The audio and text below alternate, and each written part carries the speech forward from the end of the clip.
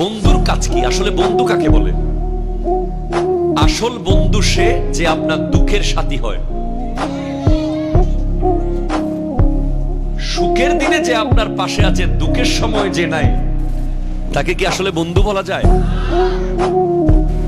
আমরা সব ধরনের বিপদ আপদে একটা মানুষকে স্মরণ করি যে আমার বন্ধু। আল্লাহ রাসূলের কাছে, আল্লাহর কাছে ফরিয়াদ করি, আল্লাহ রাসূলের কাছে দোয়া চাই, বাবা মাকে বলি, কিন্তু তারপরেও একটা আস্থার জায়গা থাকে। দোস্ত, আমি তো মাদার বাড়ি আটকে গেছি, তুই কোথায় আছিস? ব্যাপার আছে না নাই? কথা বলেন না। নামাজ হচ্ছে ইন্না সালাতা তানহা আনিল ফাহশায় ওয়াল মুনকার। নামাজ হচ্ছে ওই বন্ধু যে আপনাকে মদের বোতলে হাত দিতে দেবে না। নামাজ হলো ওই বন্ধু যে আপনাকে ঘুষের টাকা ধরতে দেবে না। নামাজ হলো ওই বন্ধু যে আপনাকে সুদের টাকা খেতে দেবে না। নামাজ হলো ওই বন্ধু যে আপনাকে মানুষের জায়গা দখল করতে দেবে না।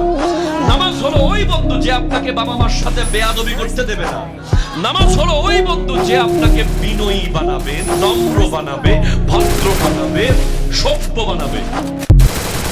করছি না করি নাই, ওযু কি হয়েছে না হয় নাই, কাপড়ে কি ময়লা লাগছে না লাগে নাই।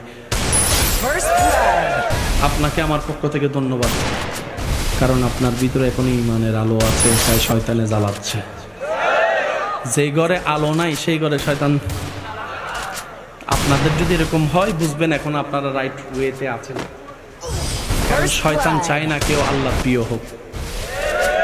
আমি কি বুঝাইতে পারছি কথা? তো এরকম হলে মন ছোট করেন না যে নামাজ ঢুকলামই সব ধরনের চিন্তা চলে আসছে। আপনি শুকরিয়া করবেন, আল্লাহ আমি হয়তো তোমার পথে এগোচ্ছি, শয়তানে দেখতে পেট জ্বলে তো আমাকে জ্বালাচ্ছে।